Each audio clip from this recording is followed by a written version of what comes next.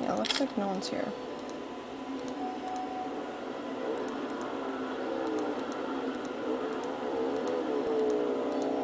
Wonder why this indentation is here. Whoa.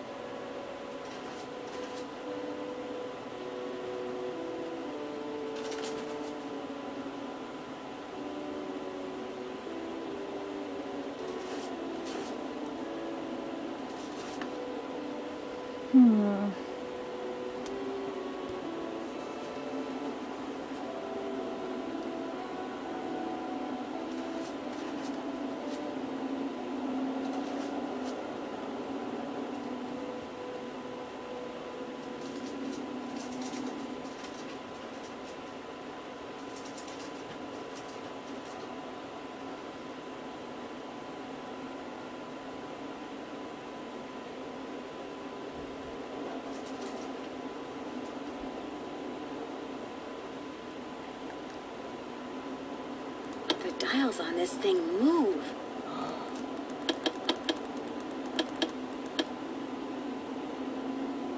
Oh wait, I need to call somebody. That's probably why I'm not. Looks like I should type a message using my own keyboard.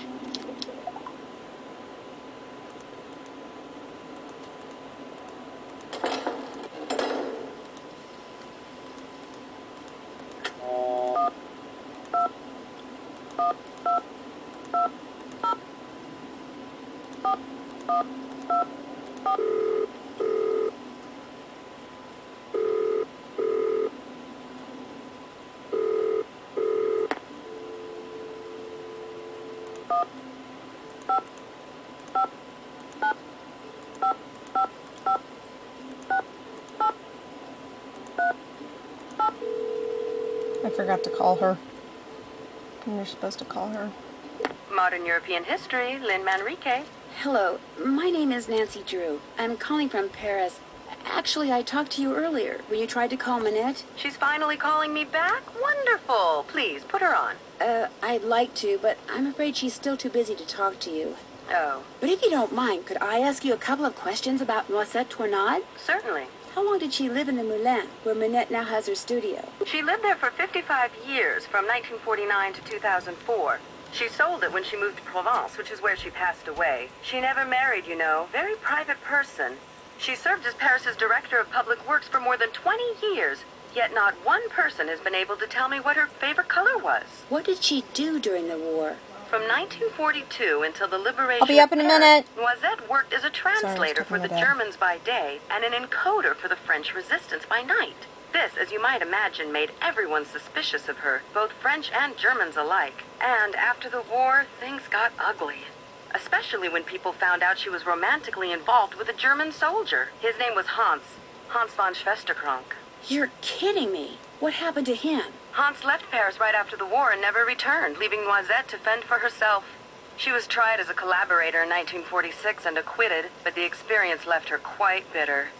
You see, some people said that during the war she took various pieces of artwork, mostly from churches, and stashed them away somewhere so they wouldn't fall into enemy hands. That sounds pretty heroic to me. Well, some people said she stole them for herself.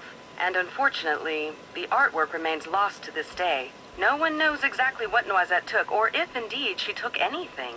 In any case, Noisette was terribly hurt that the city she loved had turned on her like that. After her trial, she told the press that the truth of what she'd done during the war resided in her and in the person and place she loved the most. And that was that.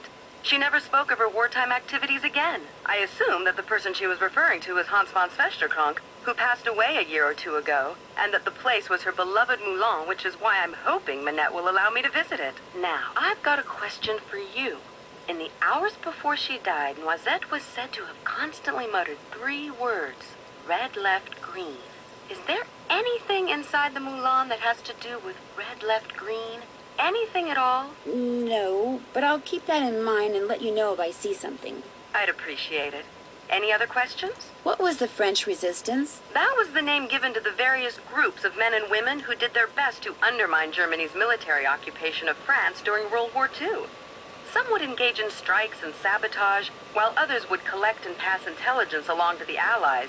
Needless to say, their operations were highly covert and very dangerous. What else can you tell me about the German occupation of Paris? The German army entered Paris on June 14, 1940, and after France formally surrendered on June 22nd, the Germans controlled the city.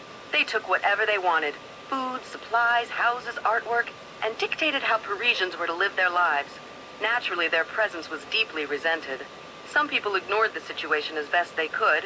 Some collaborated with the Germans, while others, like those in the resistance, fought back until the city was finally liberated on August 25, 1944. After the war, when she was the director of public works, what kind of things did Noisette do? She oversaw many of the services which the citizens of Paris enjoyed every day. Streets, bridges, parks, their maintenance all came under Noisette's purview.